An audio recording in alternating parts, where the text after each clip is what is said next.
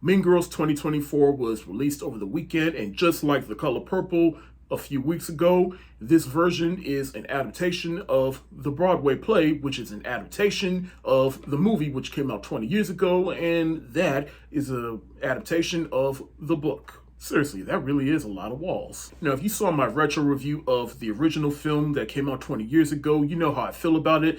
I think it is a modern teen classic. It is for my generation what Clueless was for the generation before me. And when I heard that they made a remake of this movie, I know 20 years seems like a long time, but 20 years really isn't that long enough to warrant a remake. And then I heard it's more so an adaptation of the musical, which premiered a few years ago, I believe. And again, just like the musical remake of The Color Purple, it's a bold strategy, Cotton. Let's see if it pays off for them. So here we go again with musical remakes. So I will say my reaction to this musical remake is the same reaction my mom had to the musical remake of The Color Purple.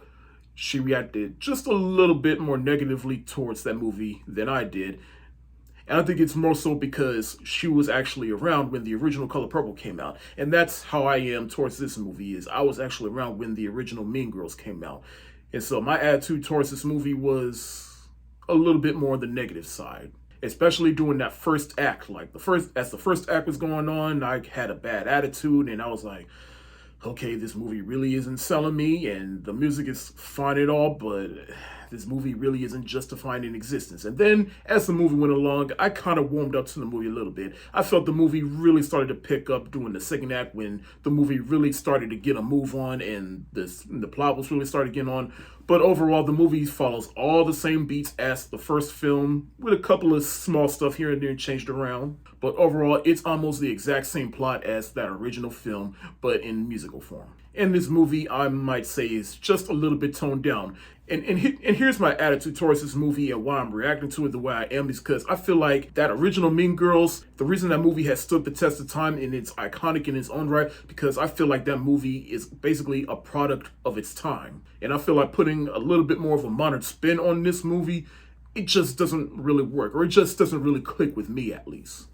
But hey, I know the musical of this film has fans out there, and there are people out there that appreciate it. So if you will appreciate this movie, awesome. But do not tell me that this movie is meaner than the original, because don't be nice, all right? That original film it just feels more meaner. This one, I feel, is just a little bit more toned down.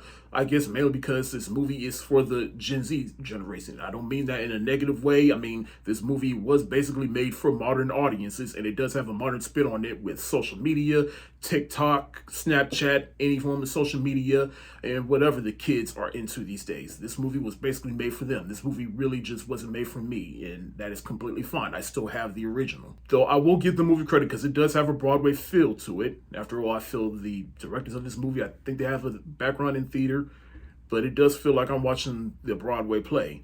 But this movie does also have a streaming feel to it, and that is due to this movie was originally supposed to be a Paramount Plus exclusive, but they said, no, forget that. We'll make this a theatrical release.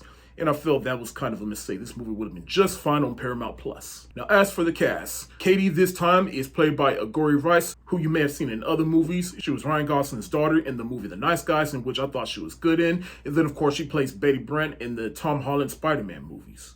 And then seeing her here, I was like, let's see what she does. And honestly, I will say she just feels a little bit more innocent and reserved than what Lindsay Lohan brought to that character in the original film, but I still think Lindsay Lohan was just bad, because even though Lindsay Lohan's character, she was a little bit more innocent, but she still had a kick to her, and I felt Agori Rice just didn't have that kick. And then when she does make the turn as the head plastic, it just doesn't really seem believable.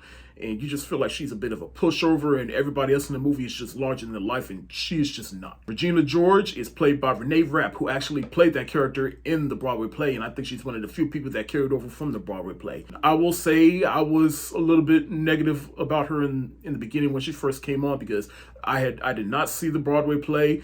And I feel like Rachel McAdams, she made that role of Regina George iconic. She played that role. That role is synonymous with her. So anybody stepping into this character's shoes, I'm going to be just a little bit more critical, because I feel like Renee Rapp, I didn't like her at first. She just didn't seem like Regina George to me. But then as the movie went on, I did started to warm up to her a little bit. I'm like, okay, she's just slightly more bitchy than Rachel McAdams' version in the original, and she did make the character her own. In fact, I'll say of all the actors, well, the young cast in this movie, she was the standout along with another person I will get into in a little bit. Ivantika plays Karen, in which that character was originally played by Amanda Seyfried, and I was a little skeptical about this one, admittedly, only because, well, one, just making an Indian girl the dumb one of the plastics just didn't really feel right to me. But again, she's another one of those characters that I started to warm up to a little bit because I figured out the contrast between her version and Amanda Seyfried's, because Amanda Seyfried's version of Karen, she was just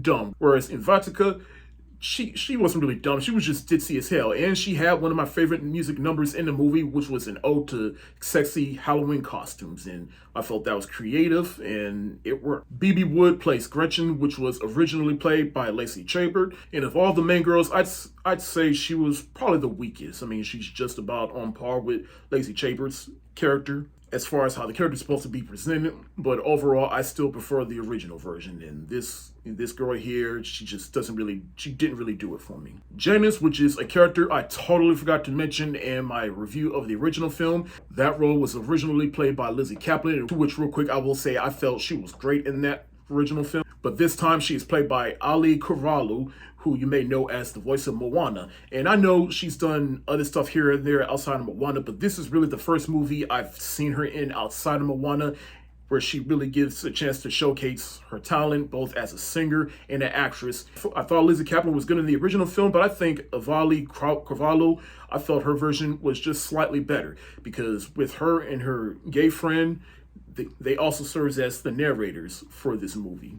I just like how they book open and book close the movie. Jakul Spivey, who plays Damien, I felt he was another standout to this film, because the original Damien in the original film, and you know how in that film they said that he was too gay to function, I actually prefer this version a little bit better because, again, just like Karen, I felt there was two different contrasts. I felt that Damien in the original film, he wasn't really necessarily gay. He was just feminine as hell. Where I felt in this movie, he really was too gay to function. And I heard that this character had 2 musical numbers in the Broadway play, and they got cut out for this movie.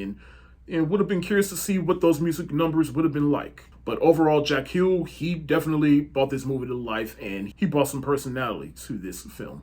Tina Fey and Tim Meadows are recurring actors from the original film that played the exact same characters in this film. And really not much was added to them. They literally played the exact same characters, just with a couple of switched up lines. Though I will say Tina Fey, she got the biggest laugh out of me because she had a moment of self-awareness that I did not expect. And when you see it, you'll know what I'm talking about. But it happens during the 3rd act. John Hamm plays the coach in this movie, and if you've seen the original, you know what happens with that coach, and they did not do that with this character in this movie, and I guess they didn't want to scare or piss anybody off, but it just would have been both funny and curious just to see what John Hamm would have done with this character in this movie, knowing what the character did in the original movie. Regina's mom is played by Busy Phillips, which was originally played by Amy Poehler, and I think I still prefer Amy Poehler because she was basically playing a caricature, whereas with Busy Phillips, she really went there, but it just didn't work for me, I guess.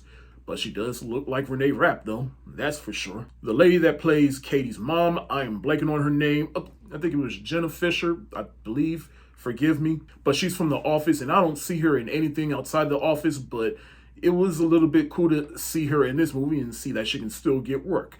And I'll say this character is just a little bit different from how they handled this character in the original. I mean, like I said, I did warm up to this movie towards the middle of the movie, but I still prefer the original because as good as some of the music was, it's just, again, this movie just, like this adaptation of Mean Girls, it just wasn't for me. And if you like it, awesome. If you're a fan of the Broadway, I think you'll get a kick out of this. And even if you're a purist of the original film and really don't like that they made this, I'd still give it a watch and come to your own decision. But overall, you're really not missing nothing. I still prefer the original. And if you know that this movie is just not for you, that is completely fine. But for me personally, yeah, I'm okay with the fact that I saw it, but I'm still gonna go back to the original from time to time. So you may remember in my original view, you saw that I had a Blu-ray copy of that original film. As much as I'm trying to keep physical media alive, I don't see myself buying a copy of that. I'm just going to stick to that. I'm going to give Mean Girls 2024 the shoulder shrug emoji.